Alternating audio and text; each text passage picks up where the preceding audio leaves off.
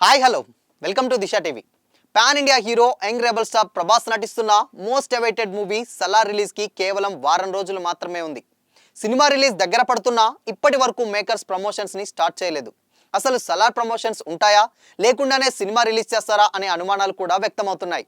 ఈ విషయంలో ఫ్యాన్స్ కొంతమంది నిరాశ చెందుతున్నారు. అలాంటి ఫ్యాన్స్ కోసం సలార్ మూవీ మేకర్స్ అదిరిపోయే ప్లాన్ వేసినట్లు తెలుస్తుంది. సలార్ ప్రమోషన్స్ లో భాగంగా మూవీ టీం రాజమౌళితో ఓ స్పెషల్ ఇంటర్వ్యూ ప్లాన్ చేసినట్టు సమాచారం.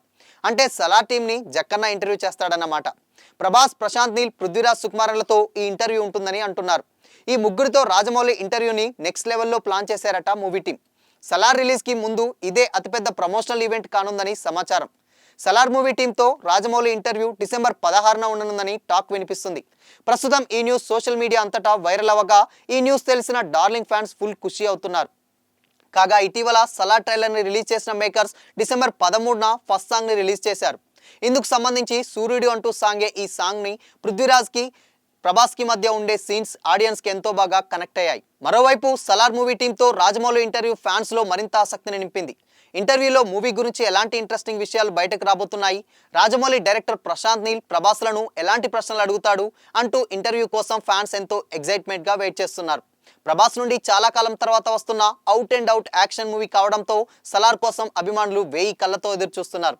అంతేకాకుండా బాహుబలి 2 తర్వాత వరుసగా ఫ్లాప్స్ అందుకుంటున్న ప్రభాస్కి సలార్ భారీ కంబ్యాక్ ఇస్తుందని ఫ్యాన్స్ ఆశిస్తున్నారు.